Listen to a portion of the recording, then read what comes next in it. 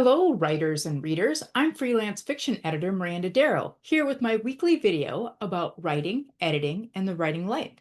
It's a new month, so we're going to talk about a new genre or subgenre of fiction. We're going to go out of this world by talking about science fiction this month. We'll tackle common themes, settings, tropes, and have some writing tips about several of these topics over the month. So, first, we're going to start with an overview: the art of writing science fiction and exploring boundless worlds. Science fiction has captivated audience for generations, offering a platform to imagine new worlds, question societal norms, and explore the limitless possibilities of science and technology. Writing science fiction is an art that balances creativity with believability and relevance, often walking a line between reality and the speculative. Let's dive into how science fiction compares to fantasy. Both sci-fi and fantasy share a love for world building and speculative storytelling, but their differences lie in the foundation of their worlds. Science fiction is grounded in scientific principles, technology, and the plausible extension of known facts. It asks what if questions based on advancements in science and society. Fantasy embraces the impossible, drawing on magic, myth, and the supernatural. It invites readers into realms where dragons soar and ancient prophecies govern destinies. While both genres encourage exploration and creativity, sci-fi often leans heavily on logic and plausibility, making research a cornerstone to writing sci-fi. What are some of the common subgenres of science fiction? First, there's hard science fiction. This focuses on rigorous scientific accuracy. Some examples of this are The Three-Body Problem by Liu Cixin, as translated by Ken Liu, an award-winning novel exploring humanity's contact with extraterrestrials. This was recently remade into a series by Netflix that I thought was really good. I've read some of them, but my husband read the whole trilogy. Another subgenre of sci-fi is space opera, which emphasizes adventure, space exploration, and drama. An example of this is the Expanse series by James S.A. Corey, which inspired a successful TV adaptation.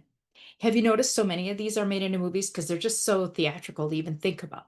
Then we have cyberpunk and tech noir. These are dystopian futures driven by technology and cybernetics. An example for this is A Psalm for the Wild Built by Becky Chambers, which is a cozy, introspective exploration of humanity and AI. Another and a newer subgenre of science fiction is climate fiction, also known as cli-fi. This tackles climate change and its repercussions.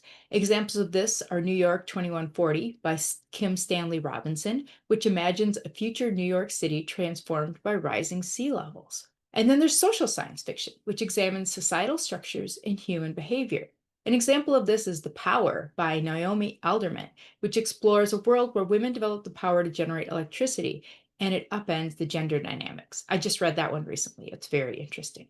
What are some of the common tropes and themes when writing and reading science fiction? One of them is the exploration of identity. Examples of this are A Light from Uncommon Stars by Rika Ioka, which blends sci-fi with cultural and LGBTQ plus themes, featuring a trans violin prodigy. Another theme is AI and consciousness. An example of this is Clara and the Sun by Kazu Ishiguro, which examines AI's role in human companionship and morality. Another theme is apocalypse and survival. We're going to have a different month where we talk about nothing but the apocalypse, but this is a big sci-fi subgenre. Examples of this are Station 11 by Emily St. John Mandel, which is a post-pandemic reflection on humans' resilience. It was about a traveling theater company that was surviving the apocalypse by going around town to town and performing Shakespeare. Colonization and empire is another theme. An example of this is a memory called Empire by Arkady Martin, a Hugo Award-winning exploration of cultural assimilation and empire building. And of course, a favorite theme is alien contact. An example of this is Annihilation of the Southern Reach books by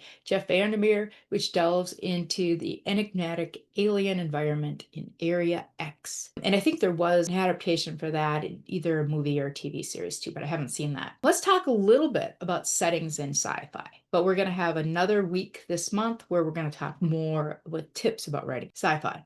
Settings. So science fiction thrives in a variety of settings, from distant planets to alternate Earths. Recent examples include the vast corporate-controlled outer spaces of The Expanse in that TV series, A Submerged Earth in Drowned Cities by Paolo Bacigalupi.